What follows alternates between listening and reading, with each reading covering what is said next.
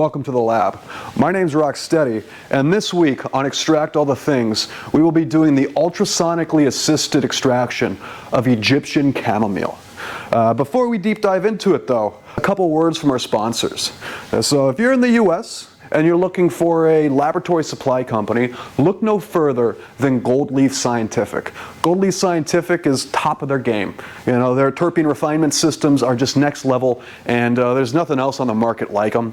You know, their distillation systems are also just awesome. You know, they got some really cool stuff, and they're just really talented glass blowers. And you know, I've had the pleasure of doing business with them for, you know, a long time now, and it's been nothing but good things. Go check them out. You know, if you're looking for repair services, or you know, you want to get some custom glass made, or you know, you want a new distillation system, whatever it might be, you know, Gold Leaf has you guys covered. I'll put a link to their website in the description.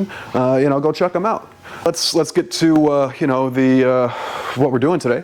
You know, today we're going to be doing the ultrasonically assisted extraction of Egyptian chamomile. You know, right here I have a German chamomile plant. It's not quite the same as Egyptian chamomile. I looked for an Egyptian chamomile plant, but I guess they're only in Egypt. I mean, I couldn't find one locally. I tried, but this is almost the same plant. You know, the Egyptian chamomile will look a little bit different, and you know, this also isn't the best representation of what we're extracting, because what we're extracting are the flowers that come off of this plant. You know, I'll post a picture of the flowers so you guys can see what we're talking about. But yeah, so this is what we're extracting, chamomile. But you know, we can expect to extract, you know, various essential oils, flavonoids, terpenoids, and you know, just we could expect a wide range of active and inactive compounds to be in our extract. You know, it's an ancient remedy for a wide range of ailments. Going into the pharmacological effects is beyond the scope of this video, but it's an ancient medicine, and so it's a cool plant. We're going to do a quick smell test. So this is what we're actually extracting today. This is powderized Egyptian chamomile. So this is the flowers that have been ground down into a very fine powder. I'm just going to open up this bag, do a quick smell test, see what it smells like. You know, when I smell this, the first thing that comes to mind, and stick with me now. The first thing that comes to mind is apple pie. Like a freshly baked apple pie. Like it's like herbaceous, right? And earthy. But there's this subtle hint of sweetness and like a mild spiciness or zest, like top note. It's a very pleasant smell. This is a great smell. I like it. I like it quite a bit. Welcome to the bench. I've gone ahead and taken all the proper safety precautions. I'm wearing safety glasses, a lab coat, gloves, and I've turned on the ventilation in my workspace. So, you know, if you guys hear like a buzzing sound, that's just tons and tons of air moving. You know, there's nothing I can do about that. You know, you always want to work in a well-ventilated space if you're working with flammable solvents. And I'm going to say this every time, you know, you guys are going to get sick of it, but, you know, you want to operate as safely as possible. You know, I've gone ahead and prepared a ultrasonic, you know, bath. So this is an ultrasonic cleaner. You know, I use it for cleaning glassware. These are used for cleaning jewelry and all sorts of other stuff. These are great tools to have in the lab. You know, they're fairly affordable. You know, this is like 150 bucks or something on Amazon. And, you know, it's just an indispensable tool that, yeah, does really well in the lab. You know, ultrasonics are great for botanical extractions because, you know, the plant's cells, they have, you know, cell walls, right? And unlike, you know, animal cells, you know, plant cells, they're more armored, right? They're not just sacks of goo and cytoplasm and stuff, right? Like they're more armored, more structured. And you need to disrupt that cell wall in order to, you know, extract the goods within, right? And ultrasonics does a great job with that. 100 grams is going to be our target. And I should have grabbed a bigger scoop. This might take a minute. There we go, 100 grams. And just so you guys can see what this material looks like. You know, check this stuff out. Just, you know, it's kind of like greenish brown. And like I said, it's really fluffy. It's not very dense. But now that we've gotten our 100 grams of biomass in our beaker, we can close this up and set this off to the side. Yeah, we just made a mess. The solvent we're going to be using today is ethanol. You know, this is a really grain alcohol, so this is 95% ethanol, 5% water. I used this stuff to extract rosemary in our last video, but it's just a great solvent to use. You know, it's fairly clean, user-friendly, just good stuff to work with. But I'll open this up, and we're going to be targeting a 5-to-1 ratio by weight. And what that means is for every part of this, we need 5 parts of this, right? So for 100 grams of this, we need 500 grams of this. So I'm going to pour 500 grams into this beaker. Almost there.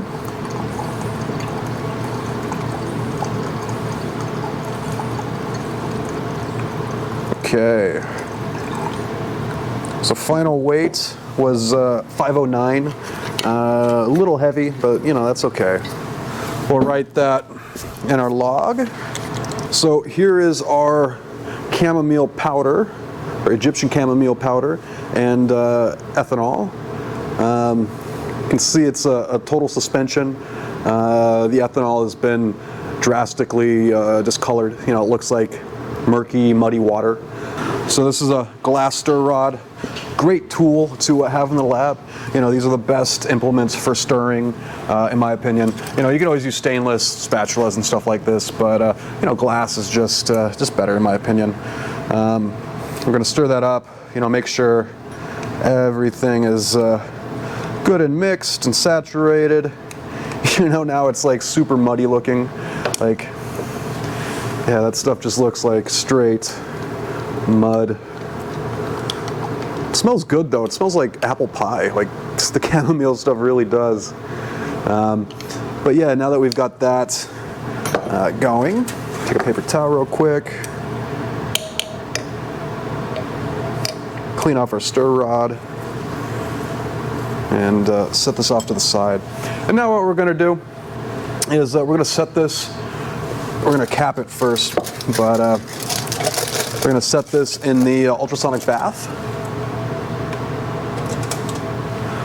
And when I turn this on, it's going to sound terrible. Ooh, listen to that.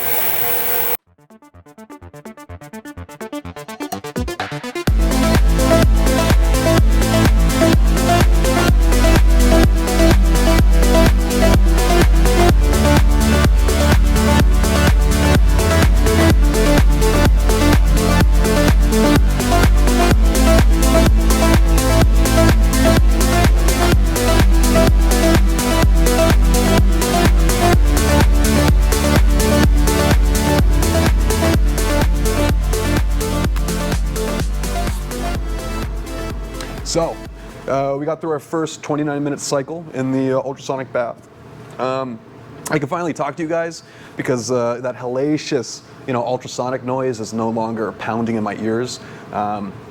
These things are like notoriously loud, and it's a very annoying sound for sure. But we finished our first cycle. I'll probably blast it with another cycle or two. We'll see what we make. But I'm gonna remove our beaker from the bath. Remove this water so I don't drip everywhere. And yeah, you can see that our solution is now very, very discolored. So our ethanol has extracted a whole bunch of stuff if it's that discolored. And we can see that our our chamomile is sedimented out. So it's just kind of chilling on the bottom, and yeah, it's definitely extracted. I'm gonna give it one more cycle just to be safe. Had a good first run. I'm going to blast it again. We'll set it again to 29 minutes. Prepare your ears because she's gonna fire off here shortly.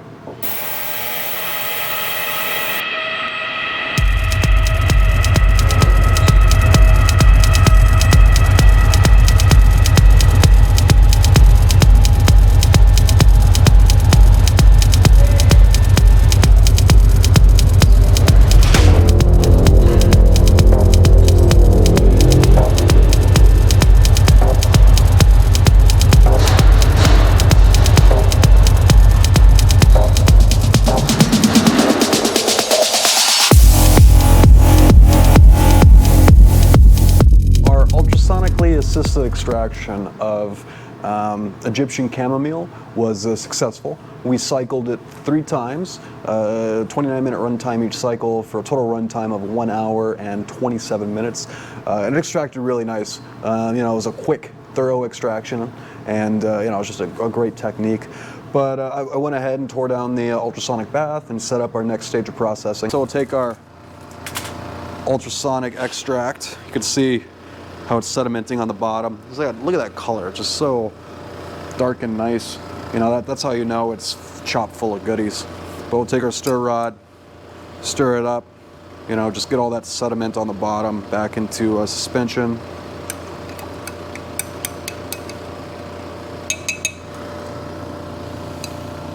And we'll just start pouring, going very slowly so we don't blow out the paper or have it go past the paper on the sides. But it's looking good so far. We haven't had the paper blow out, which is nice. And we'll just let this dry. You know, I'll go in here and kind of smooth out this patty on the top. But you can see there's our extract. It looks very dark. There's our stuff that we filtered out. So this is all, you know, extracted chamomile powder, which is kind of wild. Feels like sand. It's really, really fine. It's not quite dry. I'll let that go a little bit longer. And then we got our Kim glass pump just pumping away. Nice little pump. And yeah, we'll let her run. We'll let her dry. Pick the stuff out. It's all nice and dry. It's very, very fine. You know, it's a nice consistency. It's exactly like sand you would find like at the seashore or something. It's kind of cool. But yeah, I'm gonna go dispose of this. So I got everything here on the bench that we need to build a simple solvent still. Today we're going to be doing you know, vacuum assistance because you know, most everything I do is under vacuum assistance. You know, you can just do it open atmosphere too, but yeah, just if you can do vacuum assistance, just do vacuum assistance. It's going to be way, way faster. But you know, I've already tared out everything relevant. You know, we have our main boiling flask. This is a 1 liter boiling flask. I have a stir bar. I'm going to drop the stir bar in there, set it back into the mantle. We have our condenser. This is actually a really nice piece of glass. If you know this brand, then you know what's up. But this is a special piece to me. It was gifted to me by a very influential chemist. And yeah, I love this piece of glass right here. Type of distillation adapter, essentially. You know, this style has a you know, 2440 joint right here that we're going to put a stopper in. And then this right here, this little black screw thing, is for a thermometer, right? And a thermometer can be important when you're doing like fractional distillation, right? And you need to know your vapor temperatures and stuff like that. But for what we're doing, we're just doing simple, basic solvent recovery. You know, I just took septa from my mass spec and just put it in there to kind of block it up, which it works really well. If you have a little septa, you know, a little rubber disc for like a GCMS or something like that, they work as a wonderful kind of stoppers for these thermometer adapters. But this is, you know, we're going to grease it up. You know, we're just using Dow Corning grease.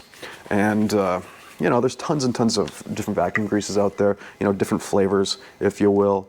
And, you know, I'll do a video on all the different flavors because, yeah, there's so many. And, you know, it's good to know the best choices for, you know, whatever your application is. But I'm just going to start setting it up.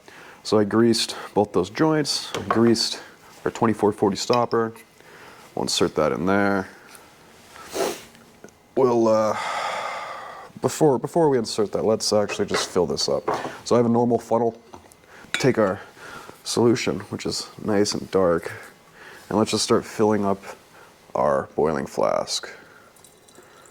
Yeah, when it pours, it's like a beautiful kind of olive color. It's a really nice color, I dig that. And we'll take our adapter and install it, give it a good spin, condenser, and install it onto this joint right here. And then we have a ring stand right here. We'll just adjust this boss head such that you know, it facilitates the holding of this condenser. So now that's good and stable, we can proceed to greasing this joint. And you know, this is a vacuum takeoff adapter.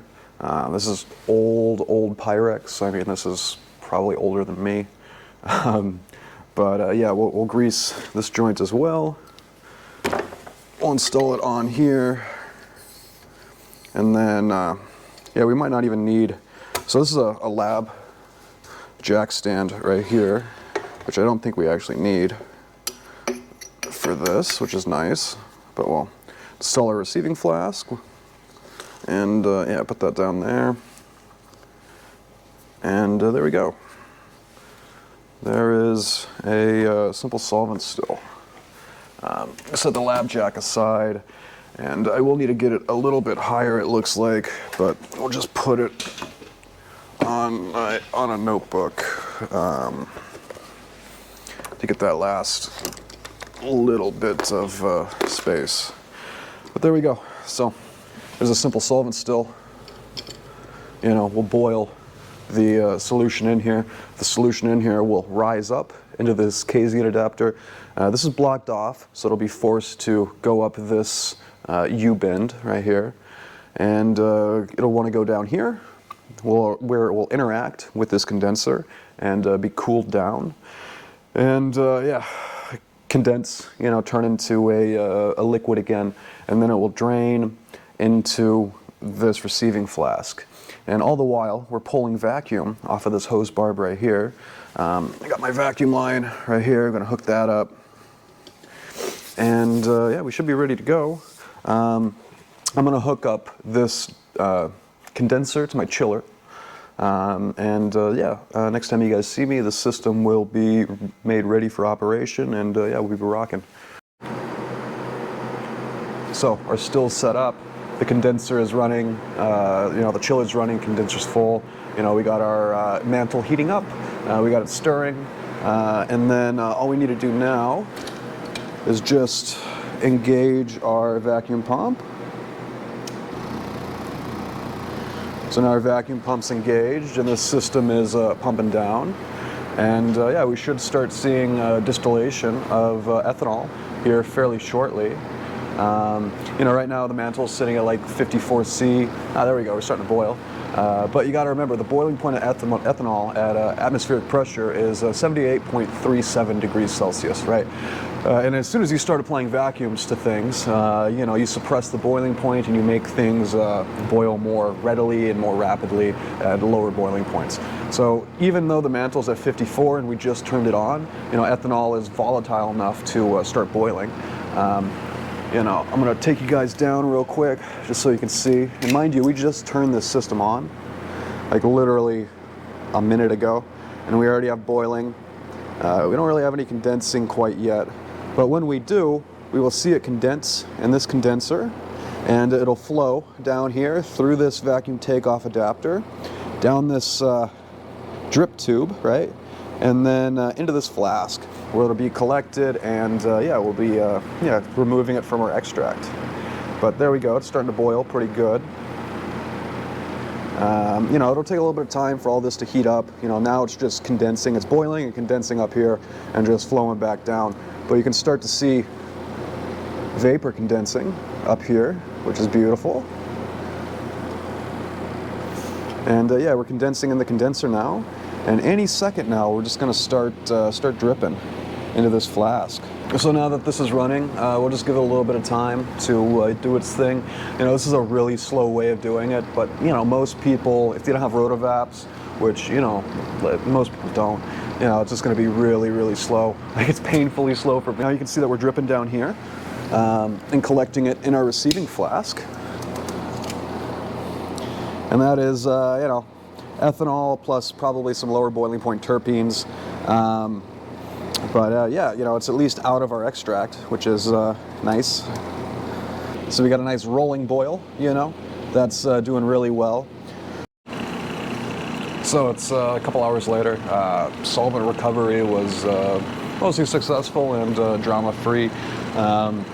You know, there's a little bit of solvent left in this, but I'm going to leave it in there so we can remove it from this boiling flask with little drama. And yeah, we'll just purge that in the vacuum oven But I'm gonna go ahead and start shutting down our ancillary systems. So first I'll shut off the mantle. I'm gonna kill the vacuum pump, kill the chiller. I'm gonna vent this system real quick. So we successfully completed our solvent recovery, and I cleaned up the bench, got everything ready to go, and we yielded a fine product. It's actually pretty cool. So you can see it's like an oily residue, and then we have this material in the bottom, right? But yeah, no, it was an interesting yield. The yield's pretty light, so I'm gonna weigh this out right now. I haven't weighed it out quite yet, so let's see what we got. So our stir bar weighs 4 grams. Our total weight here is 286 grams. The flask tare was 260 grams. So that gives us a yield of like roughly 22 grams. There's still a little bit of solvent in this, so I expect our yield is going to be a little bit even lighter than what it is right now. But yeah, if we look at this flask, we can kind of see like an oily residue, and I doubt the camera is going to pick it up. Yeah, no, it's very interesting. It smells. Oh, it just smells so good. Oh man, I really like this smell. If I had to describe it, it smells exactly like apple pie. Like I just don't know how else to describe it. It smells like a freshly baked apple pie. So I went ahead and prepared. I grabbed a Pyrex dish. Grab some parchment paper, and I'll cut it to size. And yeah, we're going to take our oil, and we're just going to pour it into this dish. Oh yeah, it's a good crude product for sure. I'm going to use a bit more ethanol just to wash this flask, make sure we get everything. Don't want to use too much, but we got to make sure we get everything. I'll just switch it around. See how it's clearing up, everything's going into solution.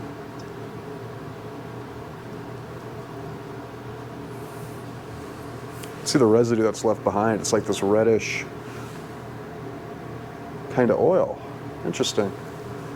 Looks like that's not very soluble in the ethanol, so we might have to hit it with a little bit of water, potentially. We'll see. But I'm just gonna grab the stir bar real quick because we don't want to forget that. Then our paper towel. Yeah, it stains the paper towel like an olive green color. So even though this stuff looks black, it's actually green, just really concentrated. There's probably quite a bit of chlorophyll, which is known for giving extracts kind of a green coloration. Chlorophyll is like what makes plants green, right? So yeah, we'll pour this ethanol in here. And you can kind of see the flask residue that's left over. I'm super curious about this stuff. I think I'm gonna grab a spatula and scrape up all that I can. And yeah, I'll see you guys when we're ready to go into the solvent purge. All right, so now it's loaded up in the vacuum oven. You can kind of see it's pretty thin. There's a little bit of ethanol in there, not much. But, I went over this in my last video, but yeah, we're just going to purge it real quick. Close it up.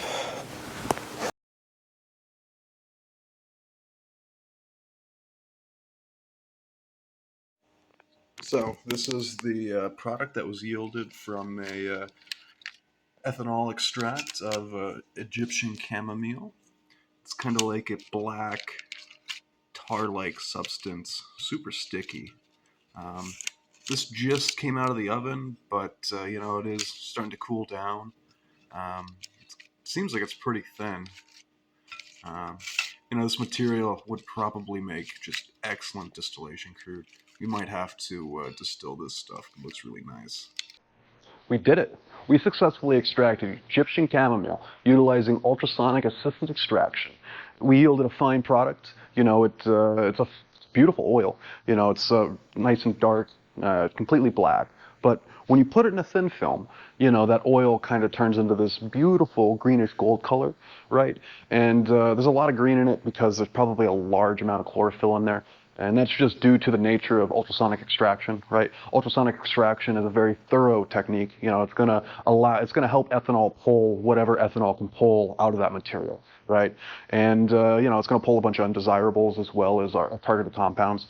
But that's okay. It made a beautiful product that is a prime candidate for further refinement utilizing various techniques. I think I'm going to throw, vacuum distillation at it for sure. We'll distill it and see what kind of fractions we can pull out of there. I think we'll have some interesting results, some very cool results. I may do some refinement filtration as well and remove the chlorophyll. There's tons of things that we can do with this product, and we'll approach those in future videos. I got to shoot this stuff into the mass spec and get some analytics on it, kind of see what's up with it. I'm very excited to see what's in there. I think that'll be a cool thing to kind of delve into and dive into, see what we can figure out. And if you liked today's video and this kind of content, please comment, like, subscribe. It really helps out the channel. This is my second video, and I'm really enjoying doing this. I find it a lot of fun.